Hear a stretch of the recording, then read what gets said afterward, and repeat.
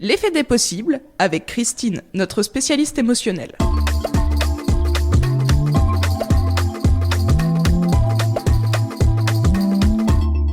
Le conte de la boîte à bisous.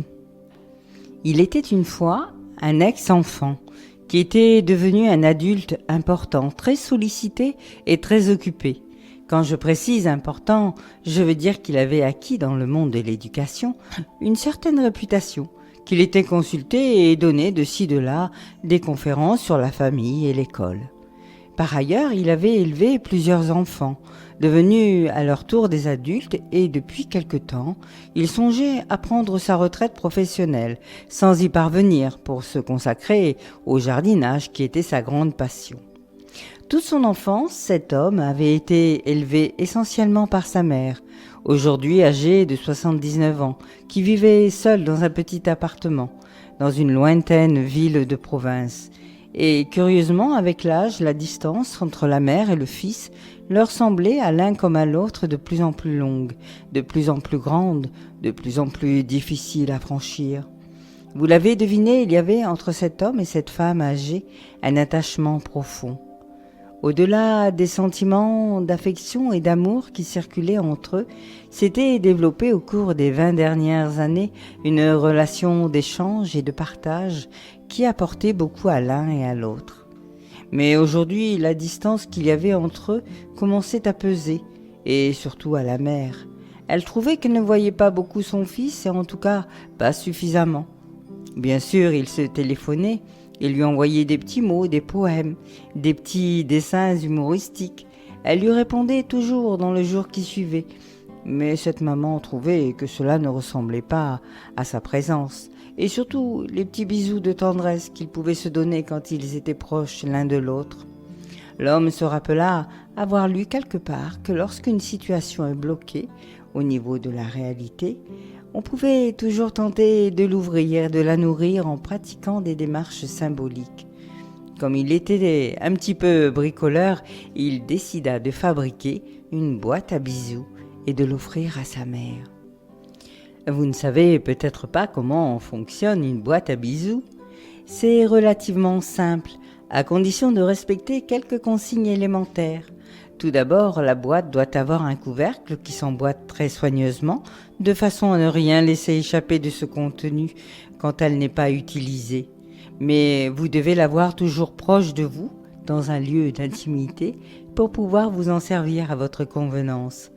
Après avoir rempli la boîte de bisous variés, d'intentions de tendresse et de pensées positives, vous refermez le couvercle et l'offrez à la personne de votre choix.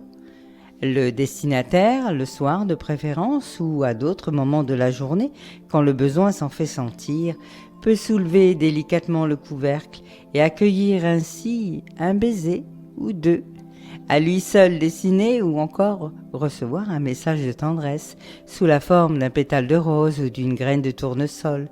Et il doit faire très attention et ouvrir la boîte à bisous avec précaution.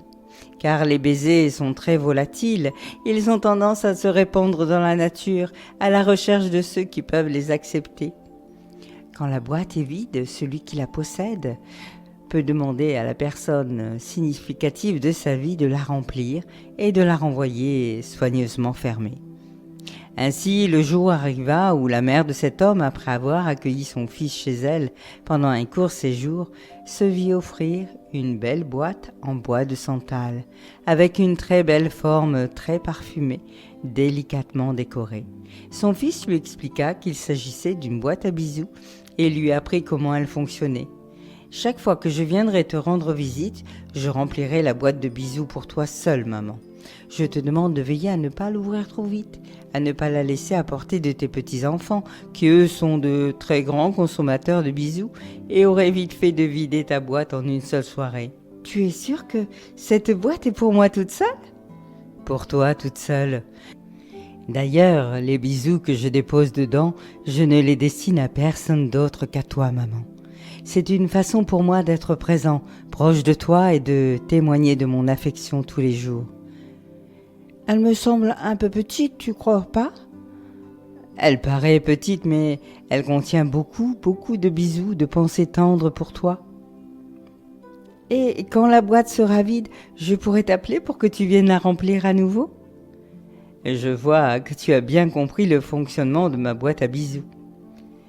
Au début, cependant, ce ne fut pas aussi simple que cela. La mère avait tendance à ouvrir sa boîte plusieurs fois par jour en l'approchant de son visage et même de son oreille gauche, car elle était un peu sourde de la droite. Un matin, même un peu inquiète, elle voulut vérifier s'il y avait encore des bisous et ouvrit la boîte avec un peu trop de précipitation, ce qui fait que la plupart des bisous s'envolèrent. Mais après quelques semaines d'entraînement et d'apprivoisement mutuel, la boîte à bisous fonctionna parfaitement et fut acceptée avec beaucoup de respect par la maman.